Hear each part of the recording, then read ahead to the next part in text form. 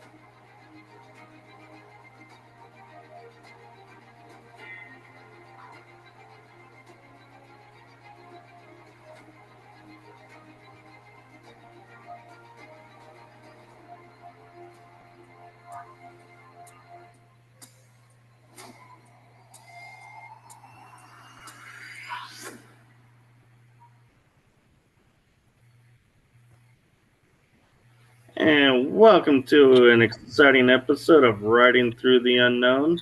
I'm your host, Michael, and I am joined today with a truly amazing friend that I've met and cannot wait to introduce to you all. So, without further ado, I give you Aprille Joy. Hello, how are you? I'm doing good. How are you? Pretty good. Pretty good.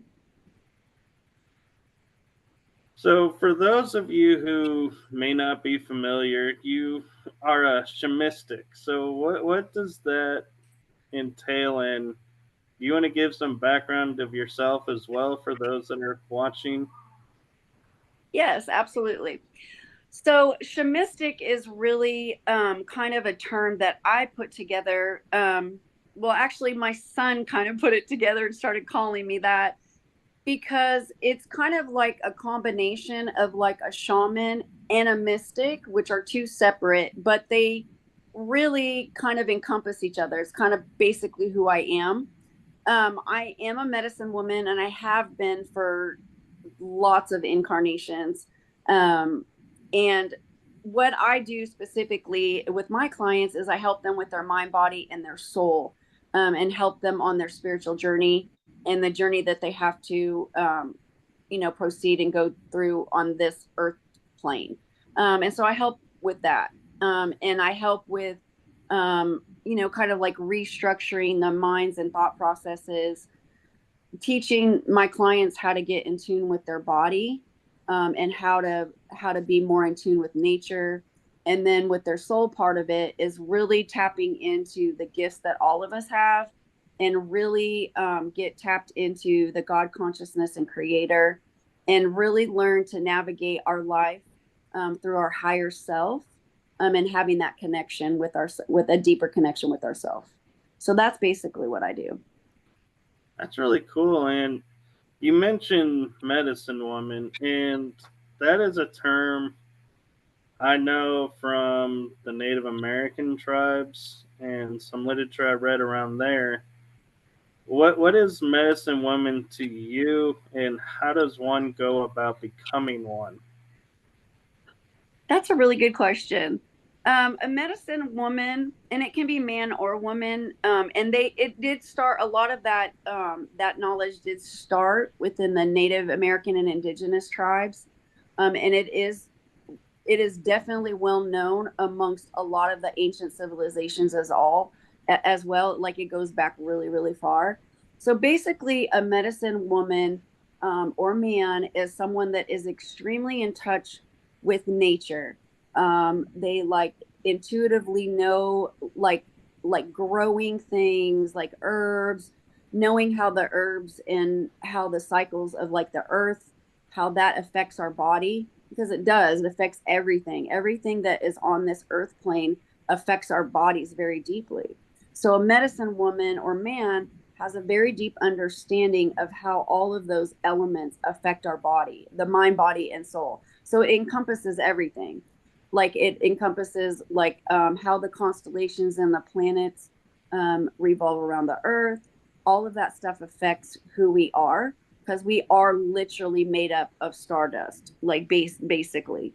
And so all of our systems correlate with all the systems of nature and of Mother Gaia. So a medicine woman and a medicine man is just extremely in touch with that. And so if anybody would want to follow that path, it's usually something that draws you to that. It's something that you know that you have like this innate knowledge about nature and animals and the cycles of the earth, and how everything affects us.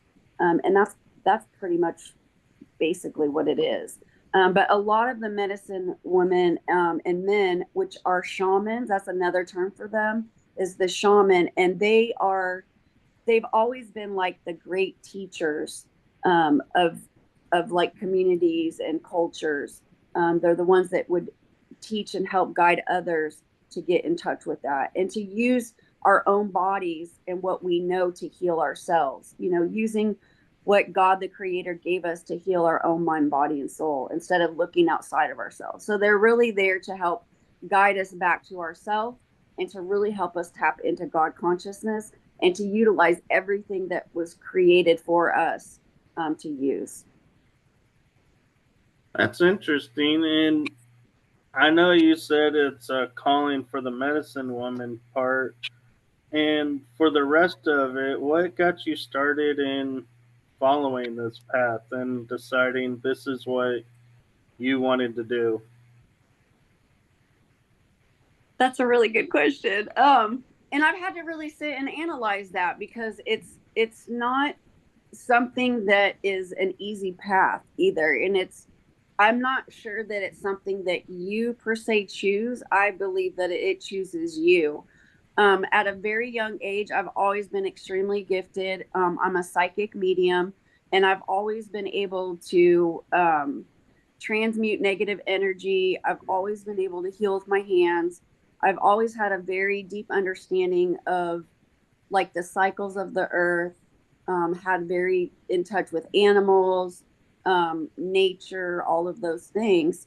And so, because I was born and raised in a very strict Catholic, Roman Catholic upbringing, which goes against pretty much all the laws of nature. So I had a pretty hard time trying to distinguish kind of my place in the world because I was completely different than the rest of my family. And I always kind of knew things without actually knowing where that knowledge specifically came from. And I just started doing more research about different cultures. Like different cultures always stood out for me, like ancient Egyptian cultures, indigenous cultures, the Mayan cultures, all of those things. So I just literally started probably around teenage years. I started really dive deep into all those cultures and really reading and learning as much information as I could about it. It always drew me. It like always drew me in. And my mom was in the medical field, and I always would like research like the human body. So I started researching like human biological systems and animal biological systems at the time when I was like 9, 10 years old. My parents went through a divorce at that time. And so I kind of just went into hermit mode, and I just started reading a lot and just started concentrating on like just learning as much knowledge as I could. And I just always had that thirst to learn and know about everything as much as I possibly could because everything just was interested to me. I always remember looking at like constellations in the sky, like at nighttime. And I always kind of just knew how like the cycles of the earth were and how nature was. And I always followed weather patterns and seasons and everything. And I just started researching more and more about it. And I started realizing like who I truly was. I really just started resonating with a lot of different areas. And I started getting more involved in like self-help and like nutritional things. And it just started to kind of blossom into who I was. I really was more on a journey of discovering all the things that are actually in me already. And then in the last 4 years, I really started honing in on my skills, and I started getting more contacts and connections with other people that were like me. And then I just started discovering, more about the gifts that I hold. So in the last 4 years, it started out as just like doing energy healing. Like anytime anybody would have like a problem, or if they were feeling some type of way, that I noticed that just like them speaking to me and me just like either like say if it was just a phone call like you and I, or video call, just me speaking would transmute that energy and they would feel better. And then I noticed like when I was a hairdresser, like anytime anybody was having a hard time or whatever, if I would just place my hands on them, they just like would instantly feel better. So I just started like examining more about that. Like, why is that affecting people that way? And then the last 4 years, I've really kind of developed my psychic skills and started doing readings for just friends. It started out with just friends. And I've always kind of done readings, but didn't know that I was doing any of this stuff. Like it just all came very easy for me. Like nothing has ever been where I've had to like really study hard or work hard or anything. I just started reading and researching things, and then it just started opening up other things for me. And then the more I started to heal from like childhood stuff, and just started to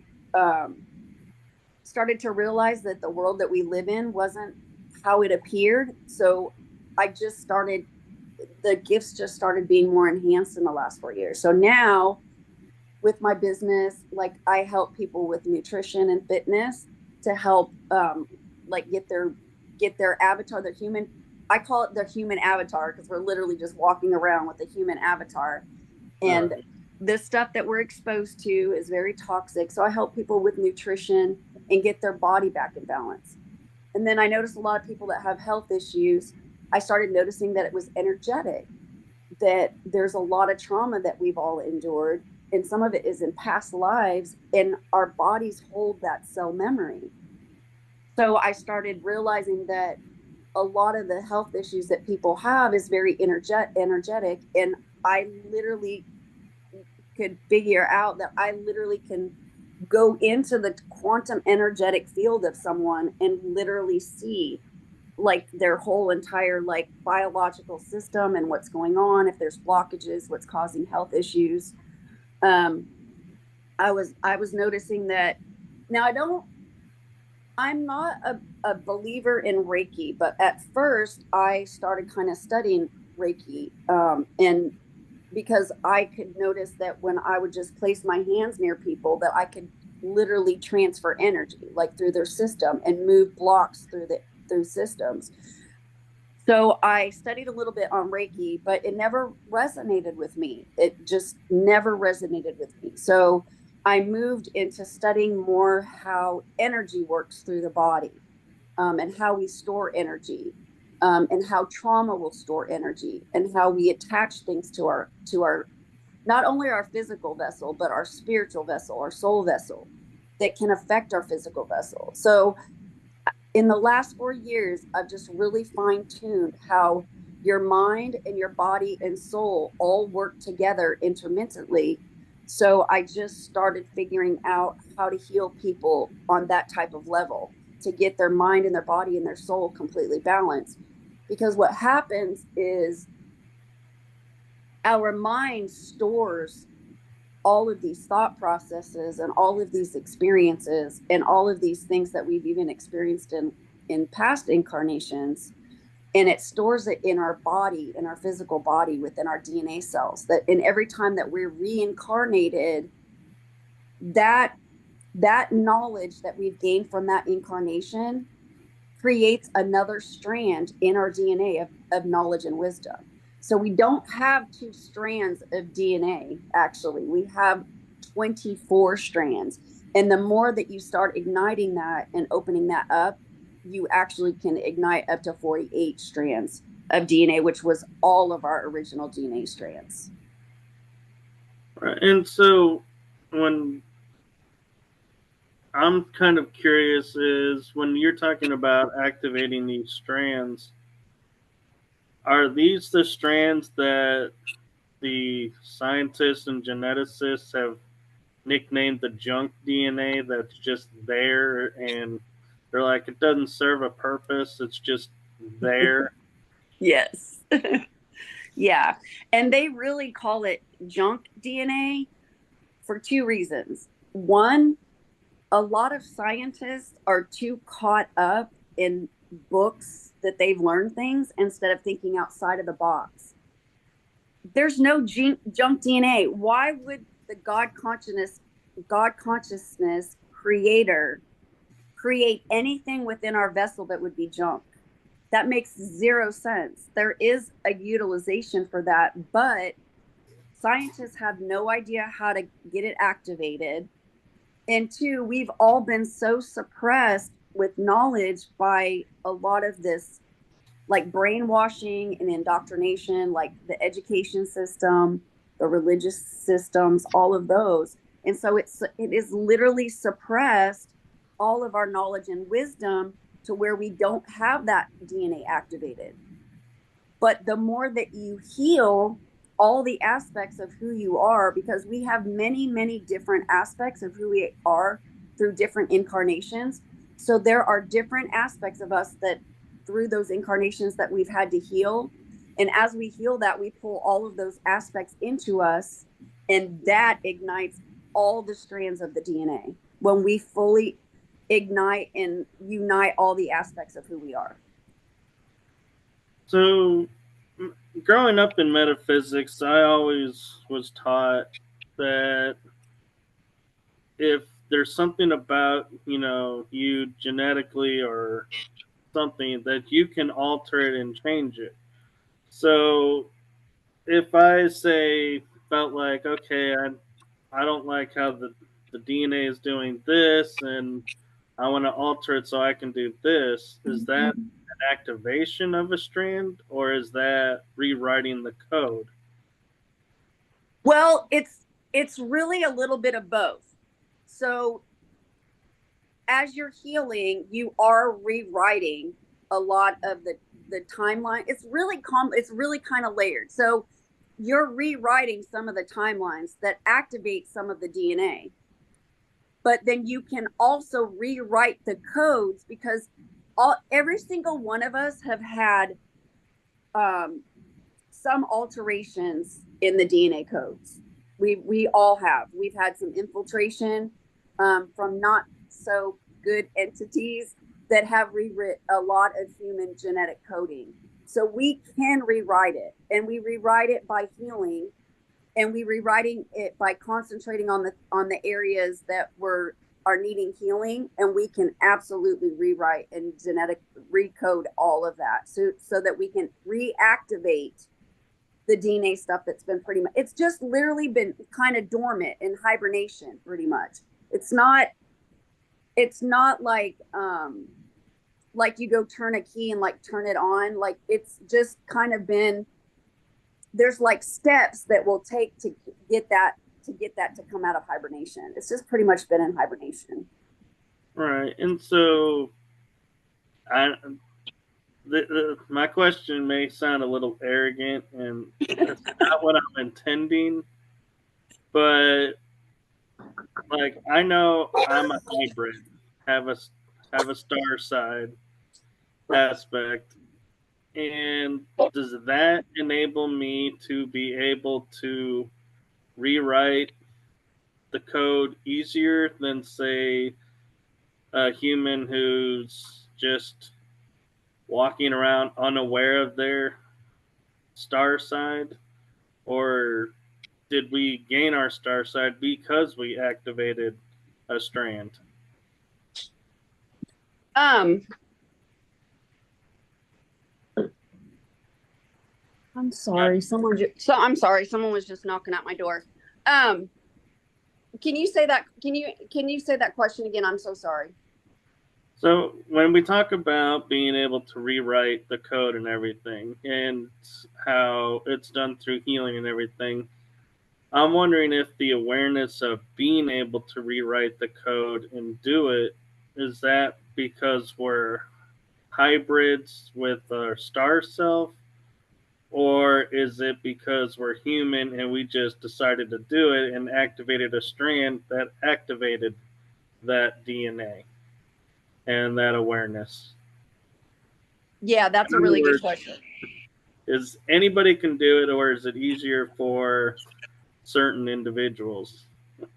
That is a really good question. And no, it's not being arrogant, because honestly, that's really good. So there's a lot of humans that are in vessels that actually don't have a soul.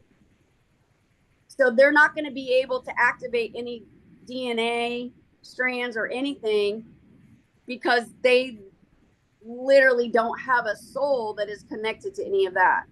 But the ones that have souls and that were created by God consciousness, and we've all been created,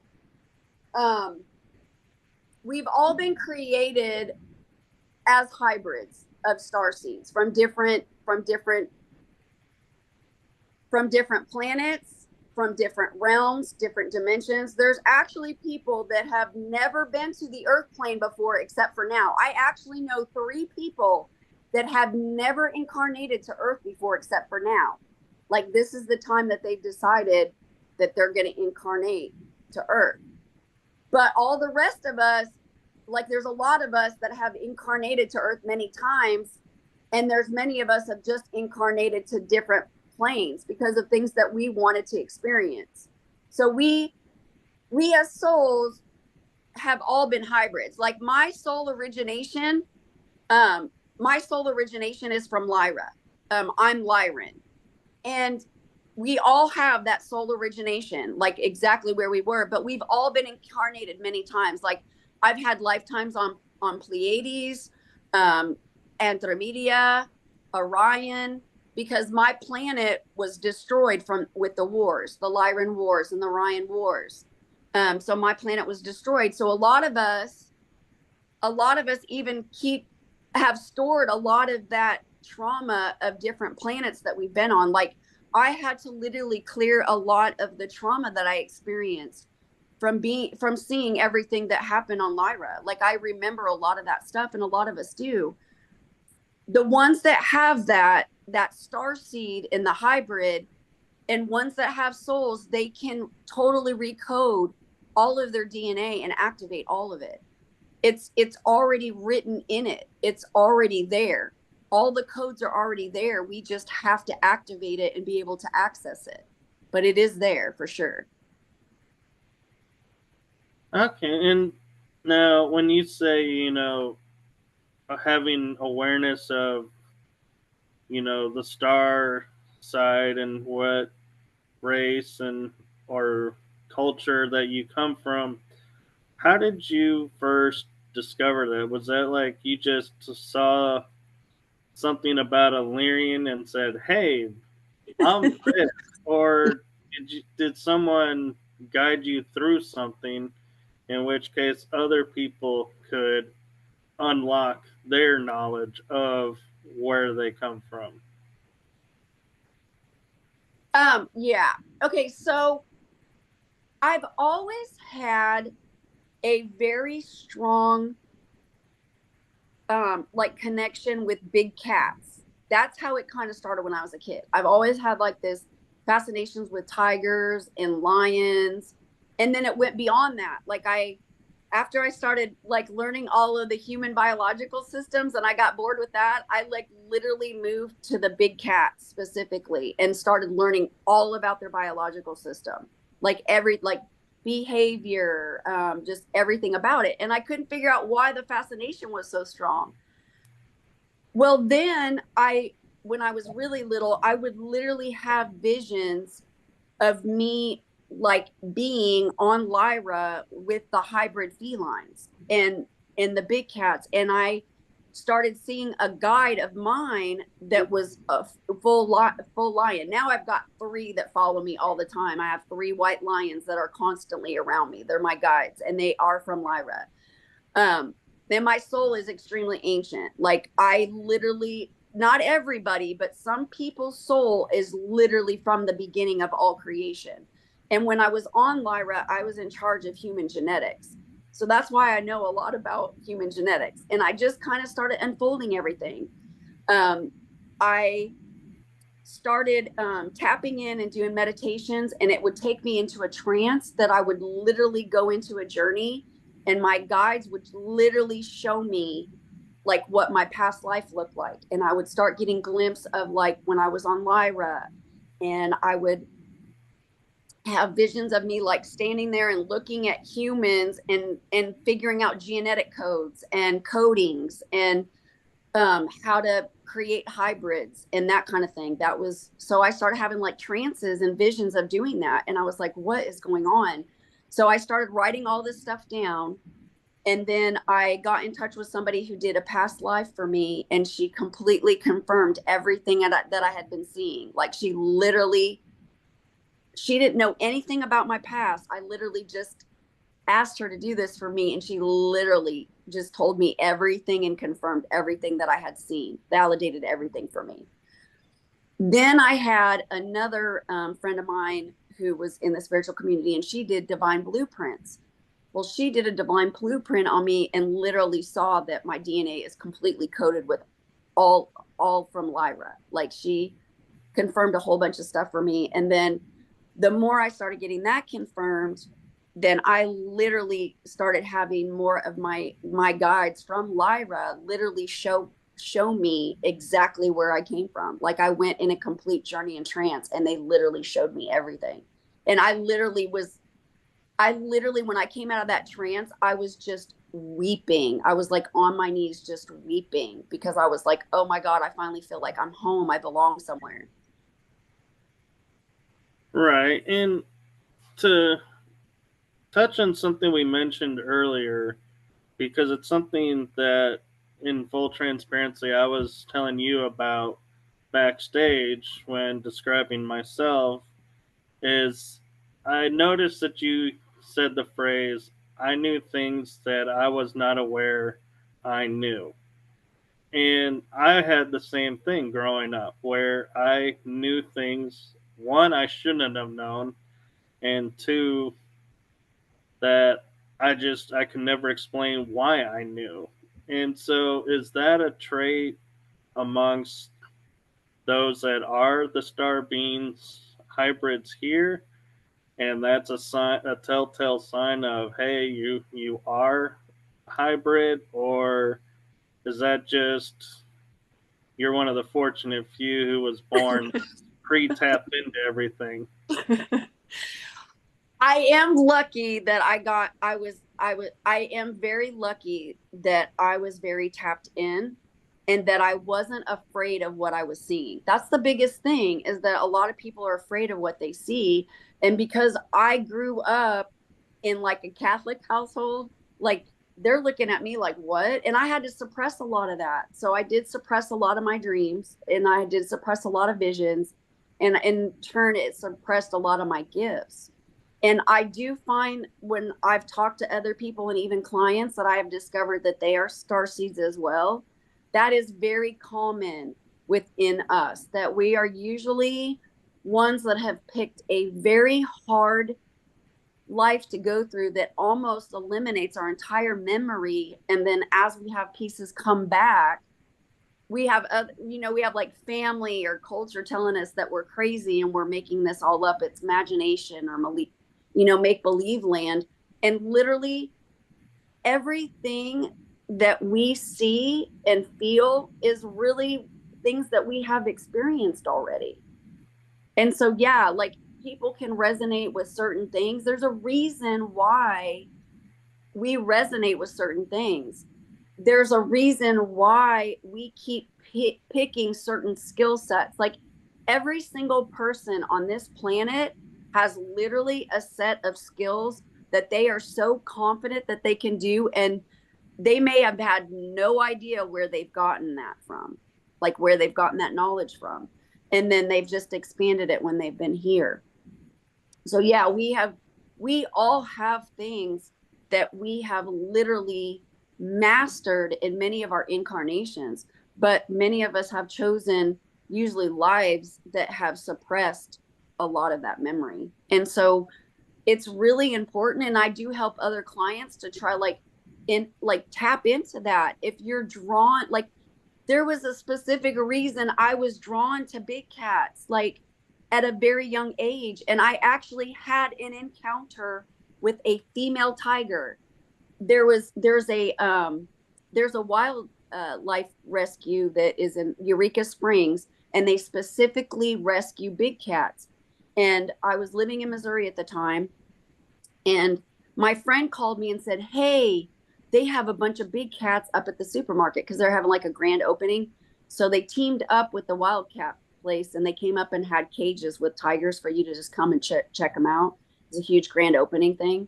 So I went up there. People would go in the store with tigers.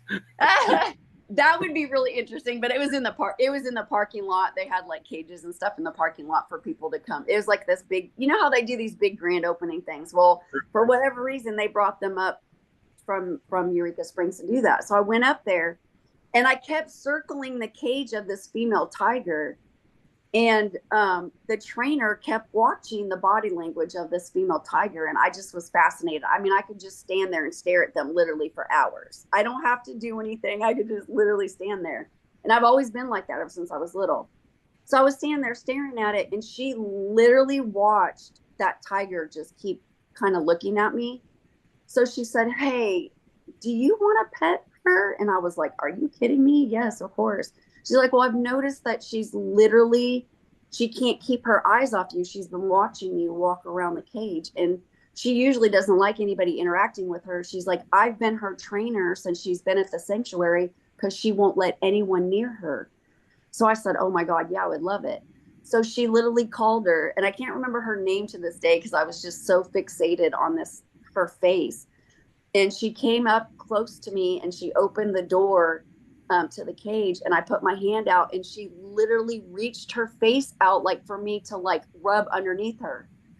And I was like, "Oh my gosh." So I did. And that that that whole chemistry between that cat, that female tiger, and me, like it lit my whole body up. And you could tell that the energy exchange was there because she leaned in and she was wanting me to like touch her. And after that experience, I said, there is something very significant about this connection that I have with these animals. And I've always had a connection with animals.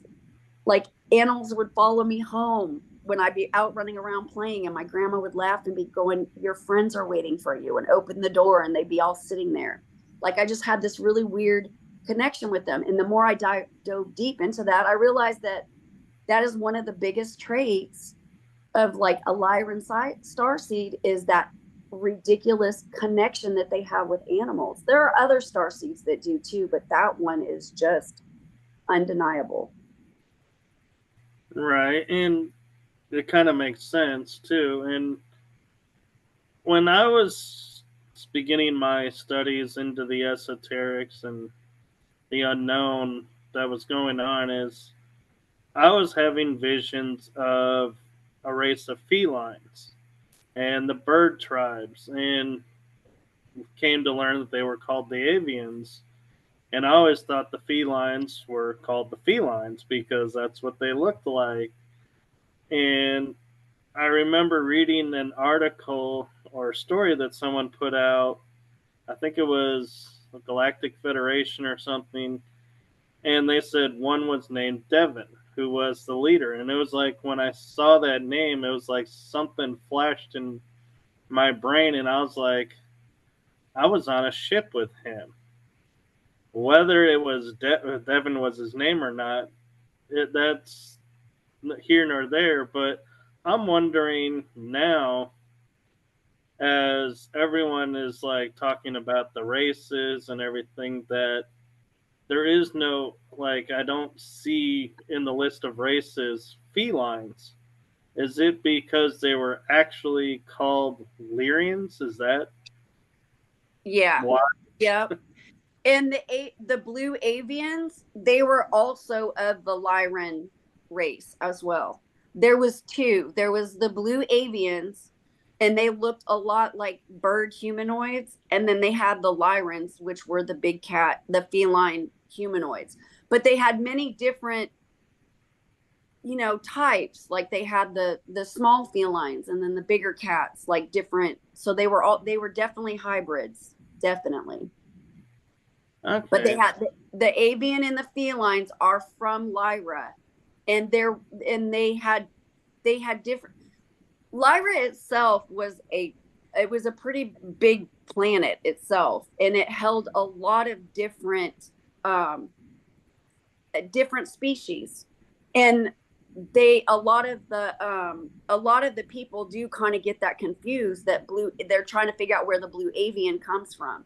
But when Lyra got destroyed, a lot of the hybrids fled and went to other places.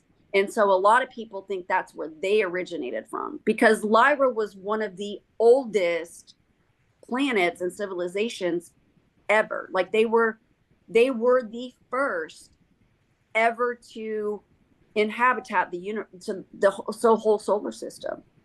Right.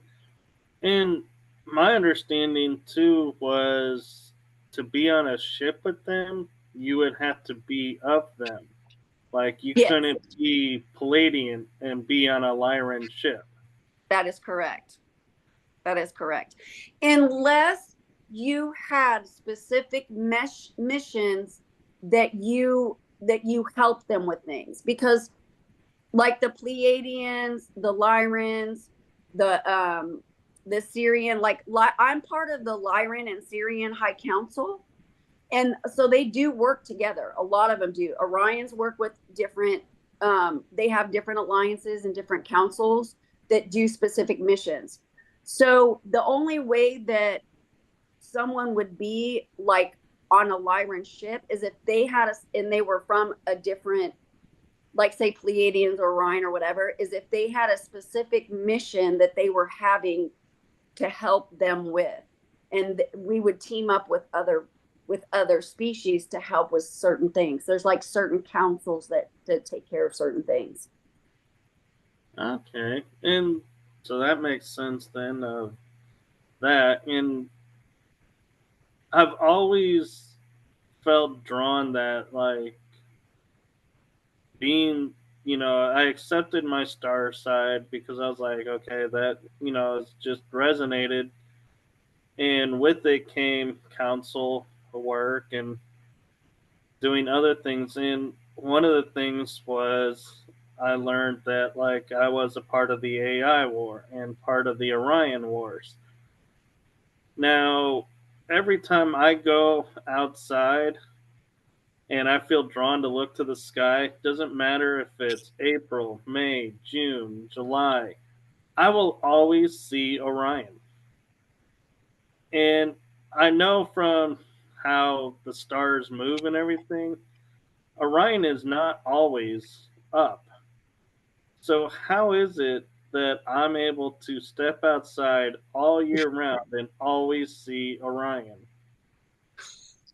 Yeah, you're probably going to get some more confirmation after I finish that report for you of why you're always seeing Orion. Yeah, that is definitely something, and that's really interesting you said that, because when I was younger, Lyra was the constellation that I was always drawn to see, no matter where it was in the sky. And Andromeda was one of the first planets that I went to after mine was destroyed. And it's interesting too when you say, it was destroyed, because I have a memory of, I was talking with someone, and as we were learning about some esoteric information about something, I had to step outside. And um, a friend came to me and was like, "What's going on?" And I said, "I literally feel like I just heard," and the closest thing I could do is equate it to is like Star Wars. When Obi-Wan was in the first movie and he says, "I just heard 1,000 voices crying out, all of a sudden silenced." That's what happened to me. Was I heard all these voices scream, and then it was deafening, and I had tears in my friend's looking at me. He's like, "Why are you in tears?" And I was telling him all these voices were silenced, and I felt like everything I knew was destroyed. And it was like, and I even was saying, "My people are gone." And I was like, that's not a normal thing for anyone on the human plane to say. And I was like, but yeah, it like literally came out. My people were destroyed. Yep. Yep. And there's a very few of us that were actually able to survive that. Like there was very few. Like Lyra and Orion both were destroyed in the wars by the Draconians. And there was a lot of there was a lot of wars at that time because they were fighting for consciousness, for human consciousness. And they were fighting over genetics, like who was going to do genetics over humans. And there was a lot of species that were trying to take over different planets, overpower and control. So yeah, there was a lot that got destroyed. Lyra and Orion, and a lot of those, a lot of the people that I've talked to, that's the feeling that they've gotten. A lot of us have literally felt like our whole families were destroyed. A lot of them.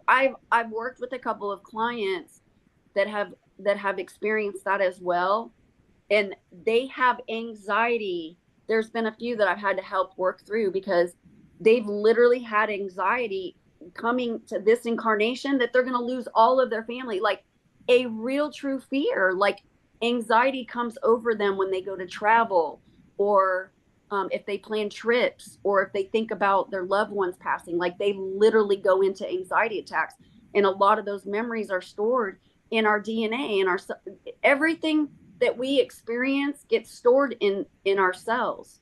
So if it was super traumatic and it's something that made a huge impact on you, that gets attached to us. And there's a lot of times that we've got like there I had to overcome a lot of anxiety and could not figure out through my life why I had so much anxiety. And it's because of the things that I've had to clear out. And then there's the things that I've had to heal. And all of us have some things that we've had to heal from our timelines, so that we can move forward from that. And so that our soul can evolve. Like all of our experiences, we literally have to heal these experiences, and so that our soul can evolve and move on. And who knows where we'll end up, because we can pick wherever we want to go to learn whatever we want. Right. And it's interesting you put it that way because when I was younger, I have visions of being able to float out of body real easy. And I would go to what, to me, the closest thing I could describe it as would be Ra's ship, and all the Egyptian gods were there, and I'd just be like talking to them, and then I'd say, "Okay, bye," and I'd jump off and just be off somewhere. And I would come back, and sometimes, like, I would feel like a pain in my body somewhere, or I know this is going to sound a little macabre, but there would be like blood on my sheets, but I can never explain because I have no cuts, no bruises. And I realized I had created, because I wanted this to stop, a place out in the ethers to where I literally go and I can be regenerated, kind of like a med bed. And so I'm wondering, is that something a lot of the star seeds are doing, or is that something that's unique to like only certain star seeds? I I think everyone has the capability of doing that. But the thing that anchors us from being able to do that is the stuff that weights us down. And I've talked about this a lot. Like, so Anubis is a really good example. So Anubis is the one that is the judge of where you go, like against the heart in the feather. If you are weighted down by all the things that you have gone through in your life, and that means attaching a trauma from all of your past lives, or attaching situations that are like shame or guilt, or things that you've done that need to reap karma. We can all make amends for any of the things that we do, and we can clear our karmic debt as long as we're aware of it. So it's really important to understand that we have got to shed the stuff that weighs our heart down to be light and able to astral travel and to enhance our gifts. Like we have all of these things that are inherently ours, but because of the weight of our experiences, there's a lot of people that cannot do that. Like, everybody that has a soul has the ability to do an astral travel, to heal their own body, to use the energy to transmute it. You just have to know who you truly are. Like, you just really have to know who you truly are to be able to access any of that.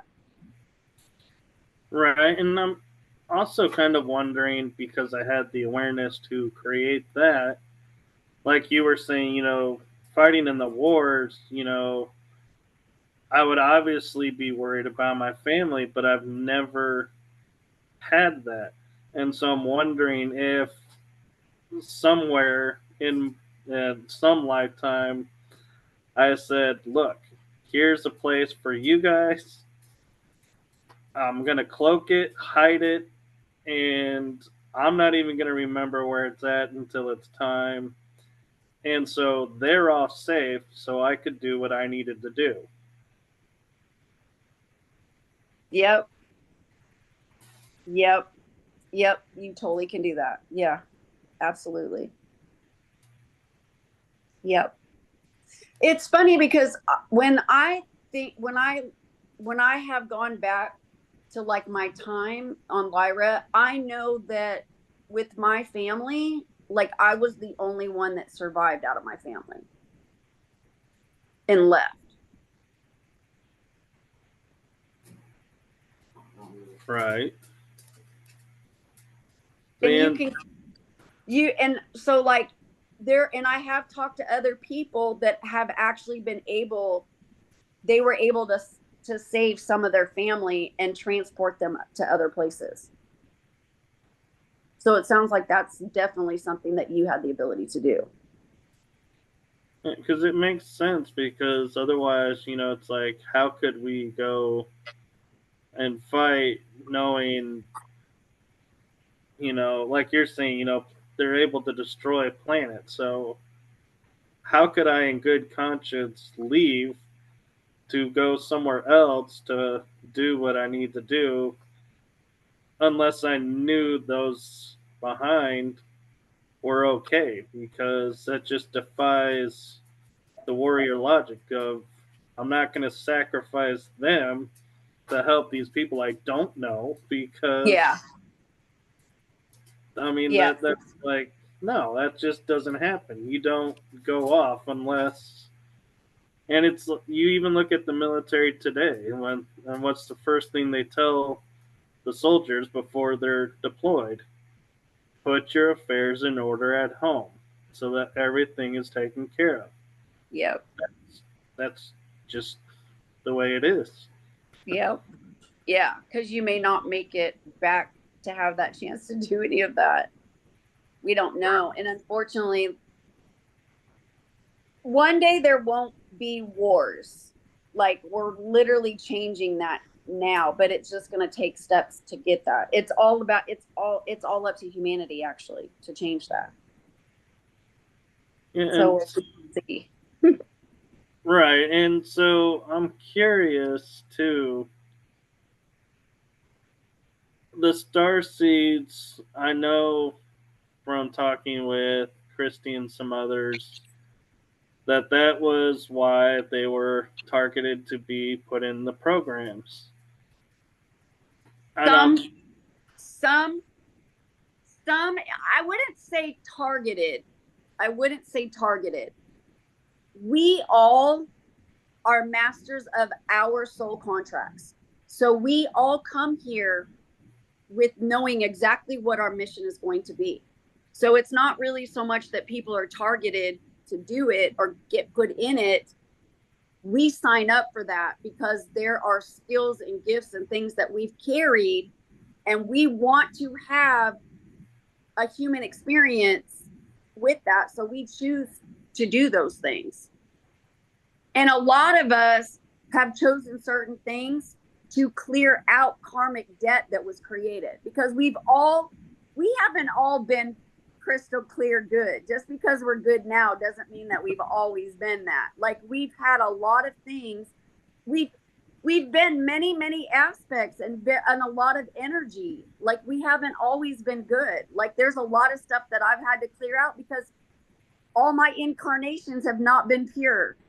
Like, we've all had karmic debt. So people that have signed up for space station stuff or like secret things, we've all done that for a specific reason, to carry out certain missions for a certain reason. One, for humanity. A lot of us have picked missions to help humanity because that's what our soul contract, and that's kind of what we're made up of. Just because we're hybrids doesn't mean we don't have specific things that are unique to anyone else.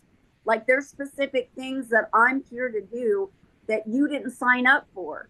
There's a lot of things you signed up for that I didn't sign up for. That's why every single person has a piece to all of this. Like, we're all interconnected, and we all have missions for everyone's highest timeline. That's what we're all here for, is to create highest timelines. Right. And what I was gonna mention about it too is, and you made great points, and I resonate with a lot of that, and it makes sense. Is why some of us are able to break free, and it's like we are able to stop what's going on and turn and take control and say, this is no longer you assigning me to do something. I'm now going to do what I feel right. And I'm wondering, is that because the star side only can take so much, and then it's like, hey, enough. We need to return to our original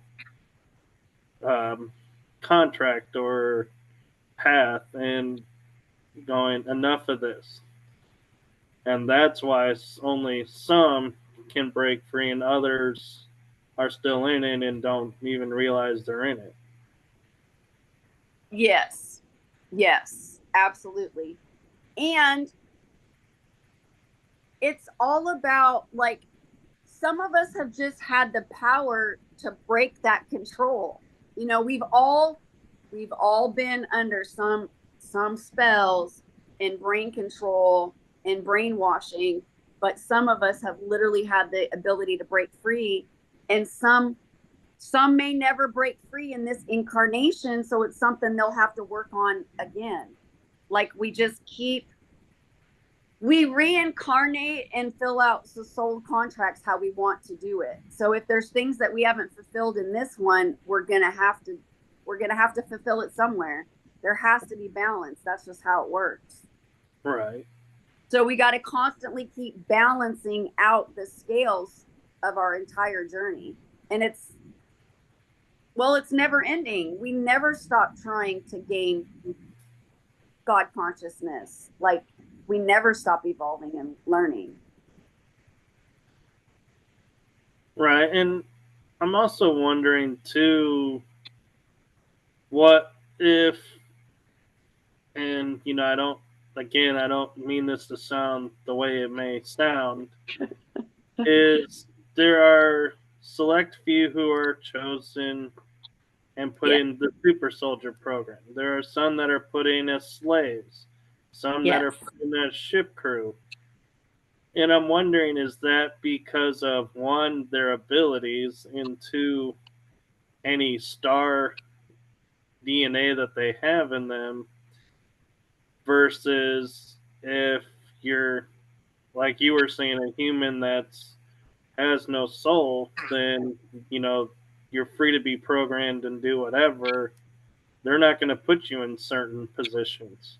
Exactly. They're not. No. And the humans that are there are there are the ones that were chosen to specifically come here during this time to fulfill certain missions. And some missions that we may have failed prior to this one, this is the one where we're like, we got to get this right. So there's a lot of us that signed up to literally get this right, because we're the time that we are in right now, no one has ever seen. Like, we are literally putting the building blocks to get back all the inversions that happened. Like, all the inversions and all the infiltrations, all of us that have been chosen to come here for that mission, we're working our ass off to make sure that everything falls into place to get our entire planet to ascension. It Mother Gaia is the one that's ascending, not humans. Mother Gaia.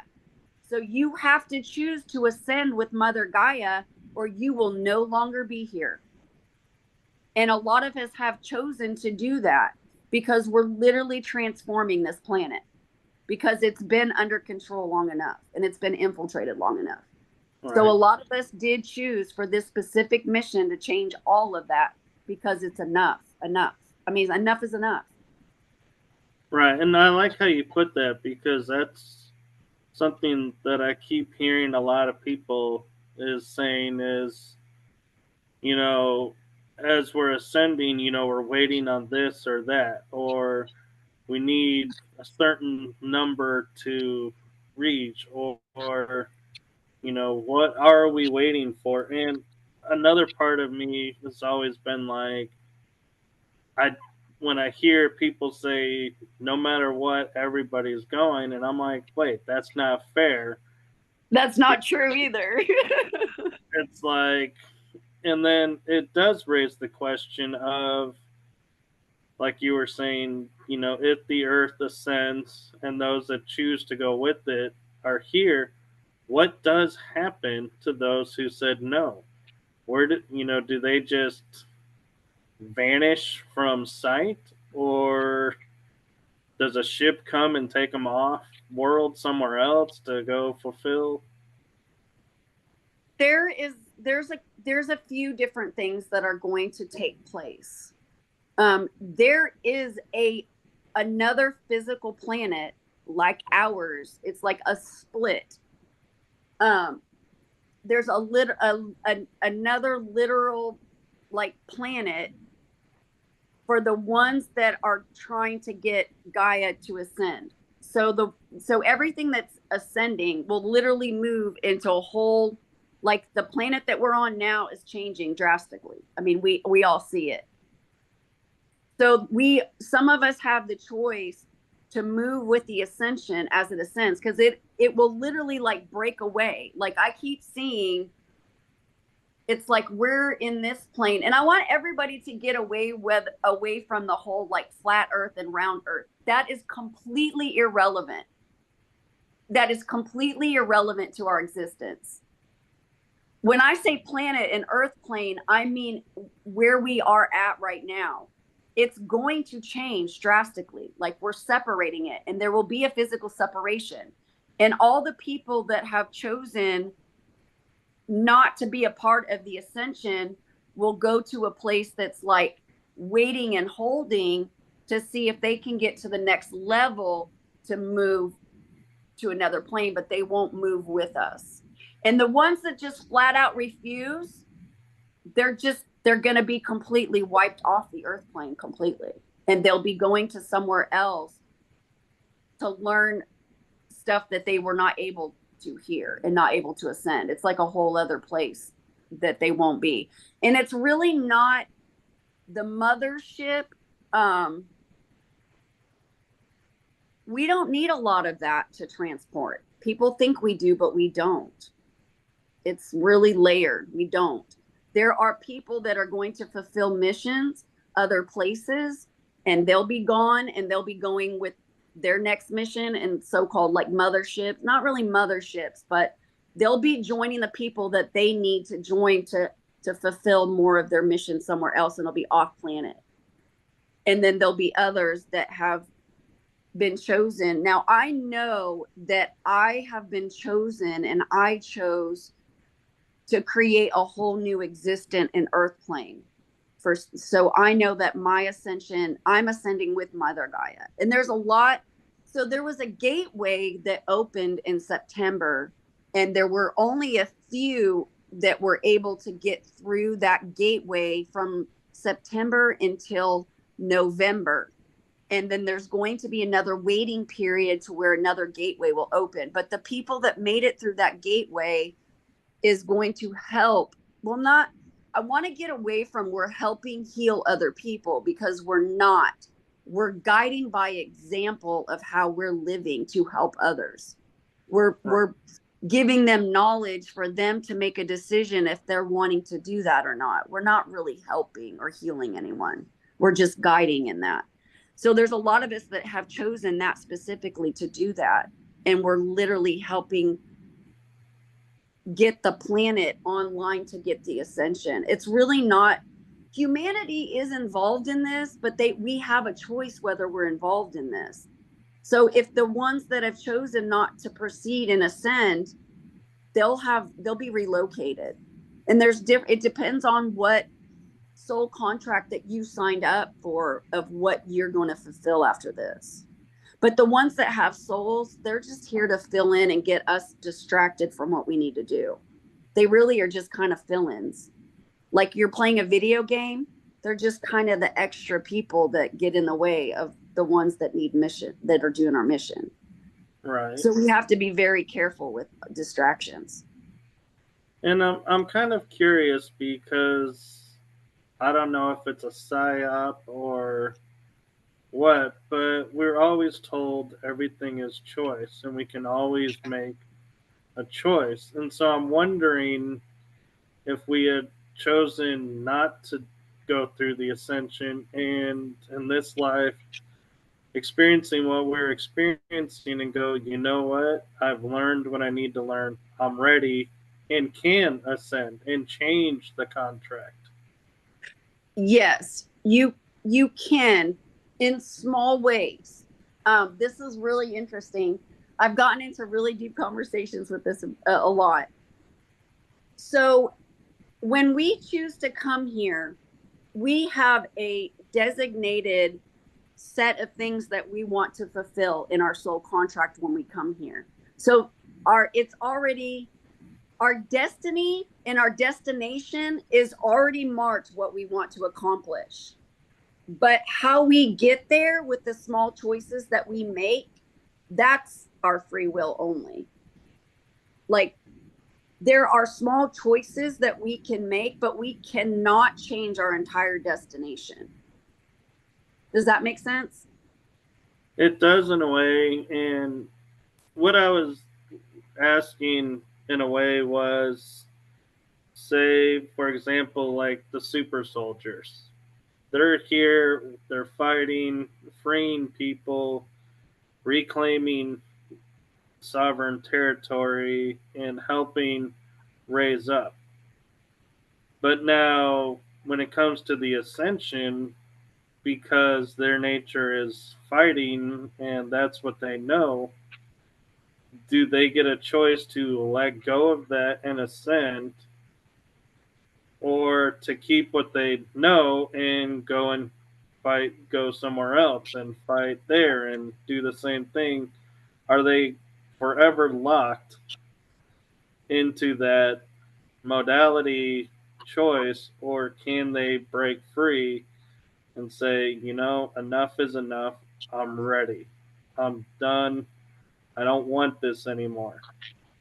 Yeah, absolutely. Because you're not locked in to that. You've already set up what you're wanting to accomplish by being in that program. Like there are set of things that you've set out to accomplish while you're here.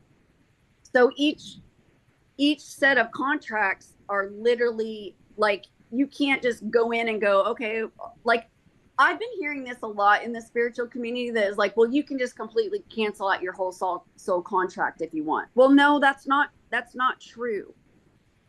You set up specific things in your soul contract to reach a certain destination of skill sets and knowledge and wisdom that we keep building on every time we do an incarnation. So the people that have chosen to do these special programs, they have a set of things that they want to accomplish in that. So it's already written. So it's not like they're like enslaved into that program. It sounds like that they are because we're warriors. We've trained for this. But some of them are only there to fulfill certain things and then they move. So they are set to ascend. Like the ones that have set soul contracts to change all this, the warriors in the programs, the geneticists that are trying to help, balance those things out, the people that are in charge of making sure the med beds work good. I mean, we all have a set of tasks in soul contracts that we come in. We all have a certain ascension destination, as you will, that we want to get, but that road's going to look a little different, and the choices that we make along that road are going to look a little different. So it's like walking down a trail and you literally have all these different ways that you can go because you want to experience certain things. But it still leads you to the same exact destination. We just have different, like turns that we make. Oh, like, oh, hey, if I take a left here, what experience does this give me? Or if I go straight and I veer to the right, what experience is that going to give me? But we're all moving to the same destination. Like if you decided that you're going to do this program and you have a set of things that you need to do, but your goal here in this soul contract is to be a part of this ascension. That's your destination. Everything that you experience is still going to get you to that destination. You're just going to have all these experiences that you wanted to have while you're here, but you're still going to get to that ascension destination. Right. You don't break that, really. You don't break that contract. That's the major contract that you signed, and the destination that you want to accomplish, that doesn't change. You just change the way you get there. But you don't, then we think that we have free will and everything, and we don't. There's only certain that we've set in mind, and that's our free will moment. And then it has to play out because we put those kind of calculations in a system to move that way. Does that make sense? It does. And I guess my last question, because we're over the hour, and I'm not sure, if you have somewhere to be or not, so I don't want to take too much. Yeah, I don't have anything really to do today. This was my designation. Yeah, and I'm wondering, because it's something that I talk with and I wrestle a lot with, is I know I have abilities, but because of the programs, I know some of them were altered through other means. And so I find myself going, okay, so where does my natural ability end and the artificial ability begin? Because they enhanced it. And so does it still work without the enhancements? To what degree? And it's something that I wrestle with because it's like, I know, like, for example, psionics. I was told from a friend in a reading, like, I went to Mars, and because I had enhancements on, I could wipe out the enemy, or, the negative energies. But now I'm thinking, here in this form, I know I have a little bit of psionics, but I don't want to go into a hornet's nest because my mind goes, I don't have the enhancement. And so I don't know, would I still be okay? Or would I be like walking in and going, man, I really screwed up. I'm done. I can't get out of this. Yeah. You still have, even if there were enhancements that were made to you, there's a reason why those enhancements were made. Like everything isn't completely done without our permission. Like there is a reason why things were done. We give permission somehow, some way, whether we know it or not. There's a permission given. And the enhancements that are made on the ones that have chosen to do that, there's a reason why you chose to do that. But you have to believe that that is a part of you. Like that's part of this ascension and evolution is we literally have to embrace every single aspect of us who we are. We cannot doubt any of it. That's where we get in trouble, is when we doubt any part of us. We have to walk in confidence and embrace every single aspect that we've acquired through all of our incarnations. And the enhancements that you've received, there's a specific reason why you have. You still carry those. Even if it was an AI infiltration or whatever, there's a specific reason why you hold those. And that's a specific reason why you hold them to this day. They're a part of you. So you have to figure out why you were given the aspects that you were given and how you embrace that in this incarnation now. Yeah. And another one that always like trips me up and makes me laugh is I'm used to, and I've learned to equate everything through shows that I've seen because it helps, clarify what I'm saying. And one happens to be from a Japanese anime called Bleach, where it's a soul reaper, but they're able to be here and then flash over to here, and they'll be like miles from where they were, and they call it flash step. And I was like, I heard that and saw that, and I was like, yeah, I've done that. And I will find myself going and going, oh, I'm going to be late. Oh, I can flash step. And I'll sit there and I'm still here going, ah. And I get frustrated with myself and going, I can't flash step here. Yeah. I'm like, ah, Yeah. the level here is so slow. And It it's like, is. It is. And it's because the atmosphere here is very dense. Like our atmosphere here is very dense. And the energy here is very dense and very heavy. So that's the goal that we've had, is like to ascend the whole planet so that we can literally flip on all the stuff that we could do when we're not here. The earth plane didn't used to be like that. We used to be able to do all, like when Atlantis and Lemuria and all that were here, like we used to be able to do all of that stuff, but everything got altered and just jacked up so badly that all of those abilities that we have all of them in the astral. When you go to astral, you can do all of that stuff. oh, But yeah. here, our body, it's just so heavy here. And that's why raising the vibrational frequency of Mother Gaia is so important, because it is going to affect all of us that are tied to her. Like there's like a lot of us that are more tied to her than others for, other reasons, but we're all tied to her. And the ones that are trying to get her to ascend and get the ascension process and helping do that, all that stuff is going to come back, but it's going to take time because everything is just so heavy here.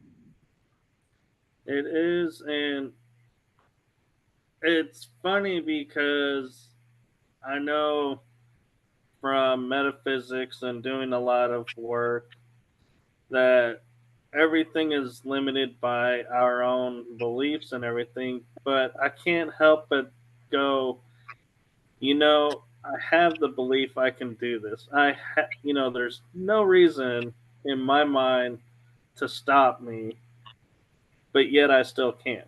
And that's the part. It's like, how do you find that one special key to that door that says, okay, once we, fix this limitation, all this unlocks and everything's there. It's like, how do you find that? Because it's like, it gets annoying when you sit there and you go layer after layer after layer, and it's like 4 years later, you're still layering, going, yeah, keep asking for the root. How many roots are there? Which root do I need? Because why do I keep going through all of this over and over and over? Yeah. Yeah. And I wish I had all those answers because it really took me a long time to really just unbury stuff. And I'm still unburying stuff. Like I really am. And the one thing I do know for a fact is all the solar activity that we've been getting, that is literally upgrading our DNA. Like that's big. And that's happening right now. So all the upgrades and all the solar activity that we've been getting, like I literally feel it changing all of our DNA. Like when I'm looking at people now and assessing like their stuff, I'm going, there's major changes. Like there's major stuff happening right now. So I think we're going to have to just be patient and just surrender to any of the outcomes because we can't control outcomes. We really have to learn to be more fluid and letting go of all the things that have held us back on this earth plane. Like there's so much that we've all had to endure that we really have to learn to just shed it and just move freely, because that's what weighs us down too, is all the stuff that we've endured and the stuff we attach ourselves to. I mean, there's so many people that attach themselves to so much stuff, so many of their stories or their background or any of the stuff, and that weighs us all down. Like all the labels, all the systems, all the patterns and beliefs that have been passed down that aren't accurate. Like all that stuff weighs us down. That's what keeps all of this so heavy. But once we start peeling that all off and we're literally releasing all of that and surrendering more to God consciousness and letting things flow more, those gifts will start coming back like crazy. But then you have to understand that if you literally can start like levitating and like if you're in front of somebody and you're like over there and they're going, what the hell? Like that would just, we have to do things where we're prepared. Like you can't just jump into something because there's going to be a consequence to every action. So right.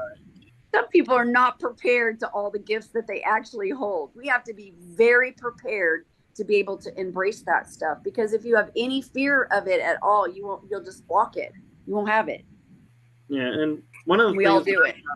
Yeah, and one of the things I find comical is like when I think about the Flash step and moving that fast, is I recently watched the movie Flash, and one of the things that they kept saying was, he goes, I had to develop this outfit because my clothes would just burn off and I would arrive naked.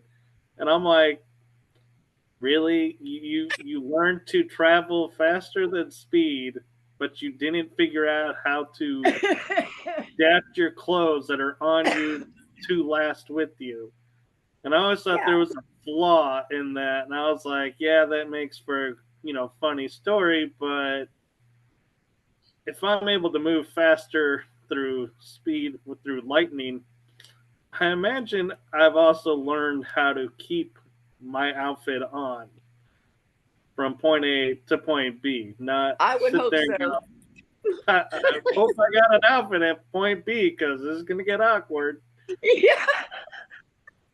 Well, yeah, one would definitely hope there would be a plan in place for sure instead of just haphazardly doing it.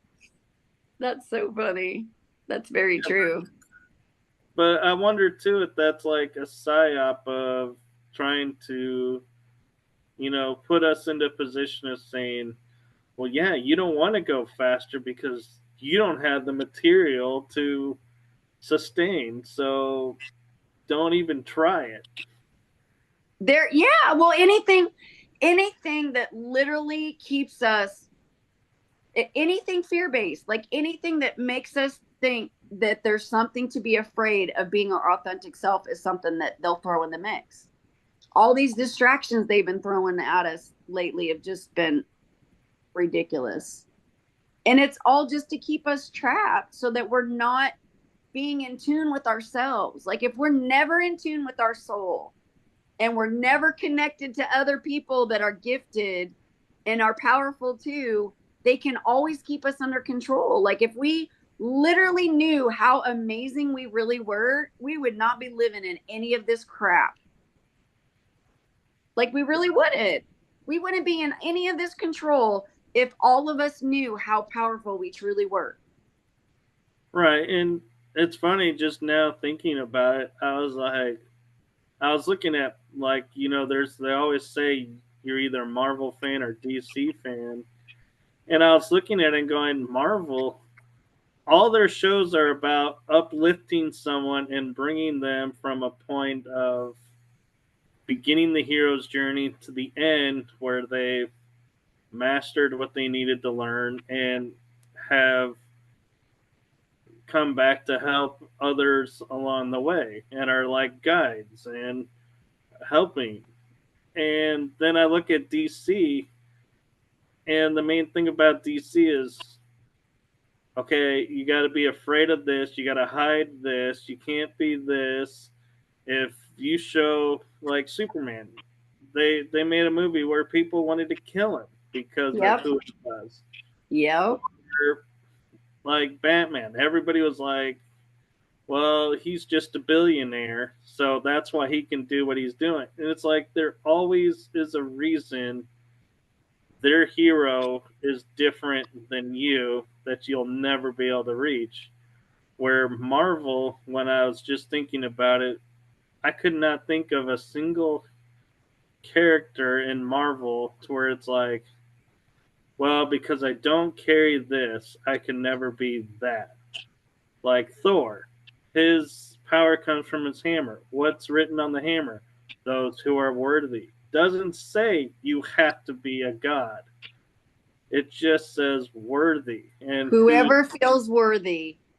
yeah. And it's all about your self worth.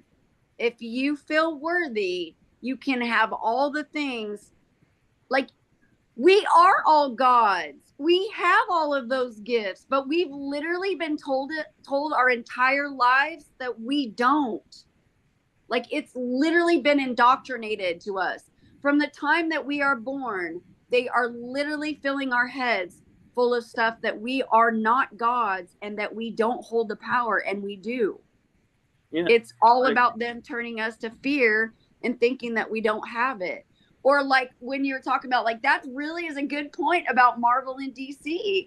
Marvel is all about empowering you and getting you to discover your gifts, and the DC character is all about hiding because you're not going to be accepted by society for being who you are.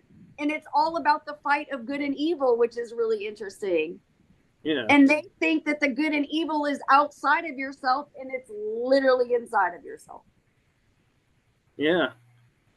And, and they always are like, well, because this person's done this. And it's like, the, I mean, to me, I'm like, I look at Batman, for example, in DC and going, a way they could have rewritten it was yes, he was a billionaire, but he was a philanthropist helping others.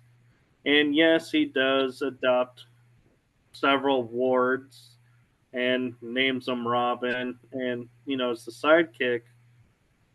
But he, it's like every time there's a situation of making the choice, it's like instead of revealing who he is or not and, fighting, his first reaction is to run away and hide until and lets things go worse. And they're like, what kind of hero is that? And this is Yeah.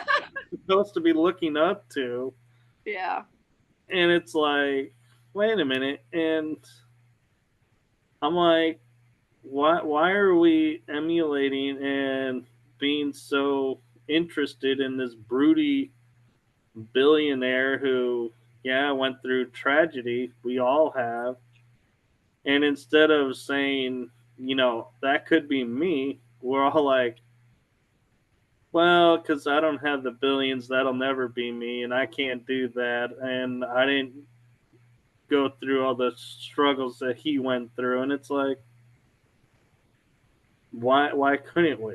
And it's like for some reason, yeah, DC doesn't want to really empower everyone. They want to empower your belief in that person. Yes. Yeah. Yeah. That's a good point, because you know what? I never actually broke that down before, but that that you made a really good point. I'm glad you pointed that out, because that's gonna really make me think, I don't watch a lot. I don't watch a lot of this stuff anymore, because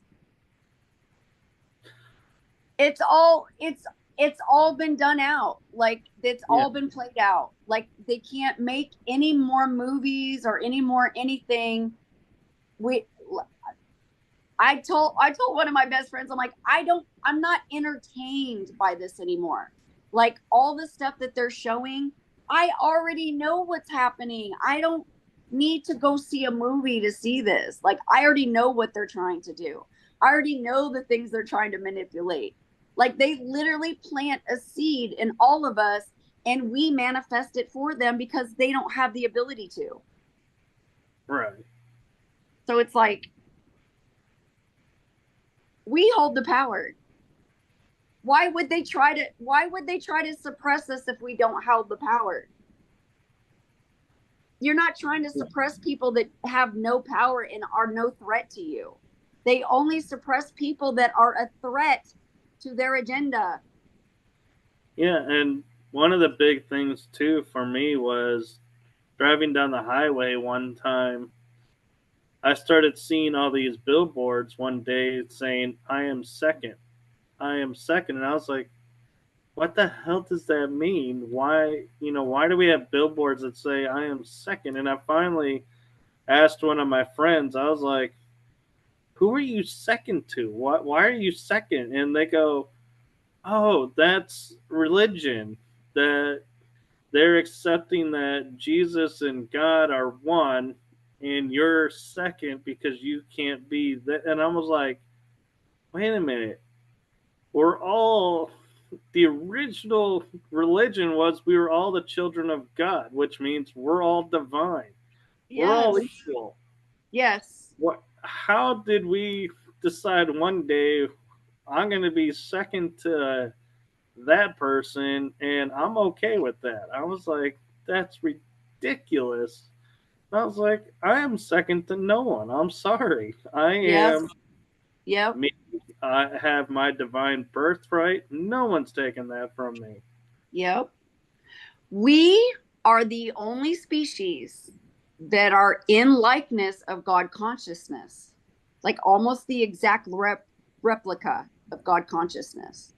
Why do you think they want our DNA so bad? Why do you think they want to take so much from us? Because we hold the power that they don't. So they try to take it from us by making us believe we don't have it. We are Yeah. the only ones that are in likeness of God consciousness. We can do everything and create everything just like God consciousness does. out of thin air if we wanted. But you have to believe you can. Right. And the one example I like to give, and yes, I know there's a lot of in the esoterics that are not absolutely bright and shining about this moment and who did it. But my point is look at the numbers, and that is the Revolutionary War. When a, like 1% of the entire population of the colonies said enough was enough and flipped an empire that was number one in sea power and land power on its butt and said, and forced them to say, you know what? We surrender. We can't win this.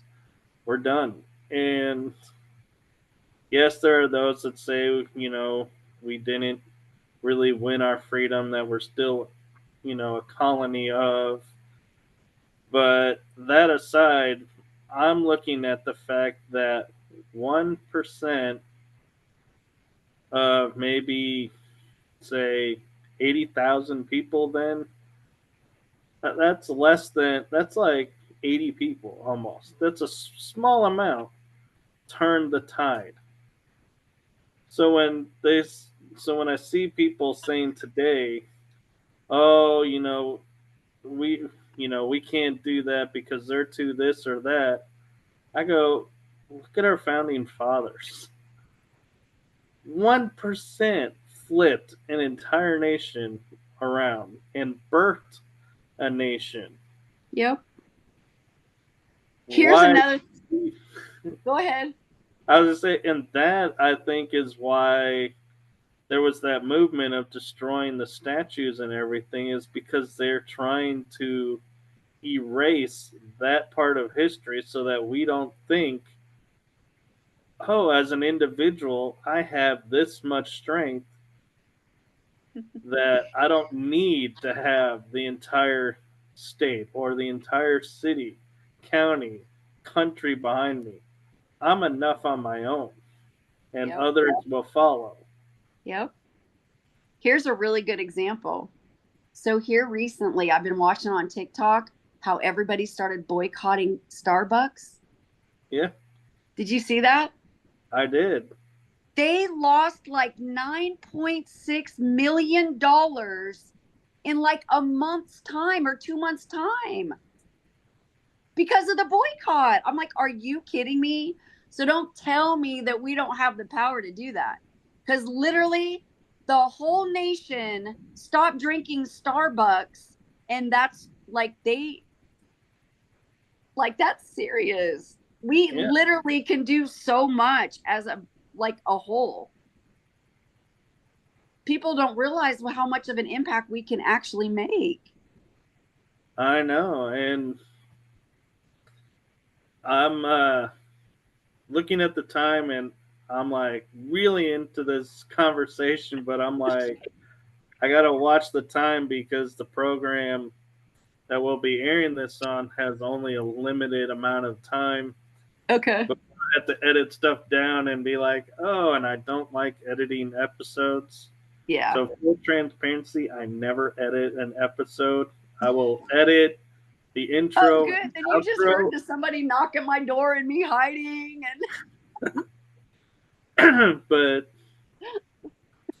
I mean, because to me, I'm like, too much stuff has been hidden and Yeah. like manipulated, that it's like, yeah, I don't want stuff manipulated and being attached to that energy. But that side note aside, where I was going with that was, where can people find you if they want to learn more about you and what you do? I am on Facebook. My username on Facebook on my personal page is Aprille Joy. And then I do have the Shamistic page on Facebook. I'm also on TikTok as Mystic _1971. I also have some Instagram pages, but I do believe that my link tree on my TikTok, I think it will let you route to everything. I'll have to double check that, but I think you can click on the link and it routes to wherever I am. But probably Facebook is where a lot of people find me. So Aprille Joy is on there. And you can find me on there. Okay, and I don't know why I've never done this before, especially in this series, but for some reason I'm being nagged with this is what pearl of wisdom, if you could leave with everyone that's watching, would you want to leave with them? Please be authentic. Like whatever that is, like just embrace literally all the aspects of you and literally love all the aspects of you, because when you do that, that you will never know freedom until you do that. Like you really, like that literally frees your heart and soul, is to just embrace all the aspects of what makes you you. There's no one like you.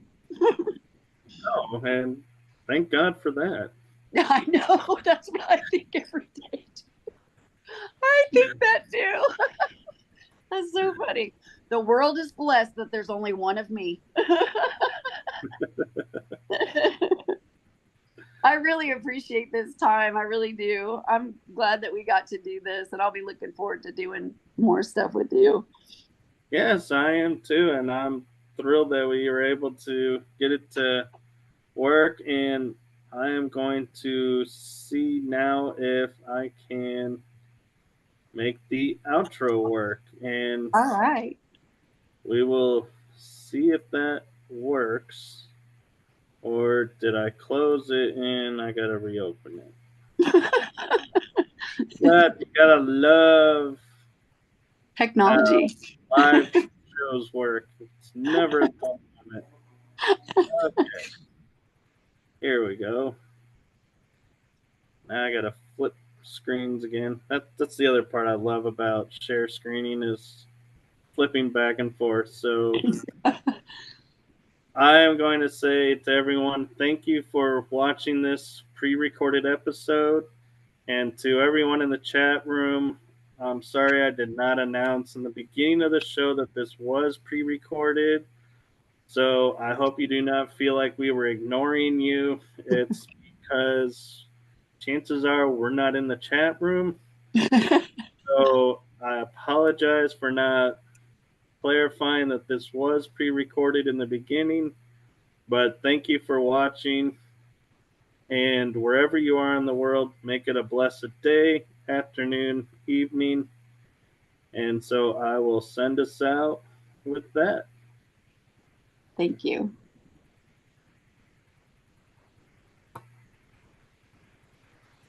And here we go. Gotta love tech. That's blocking the. There we go.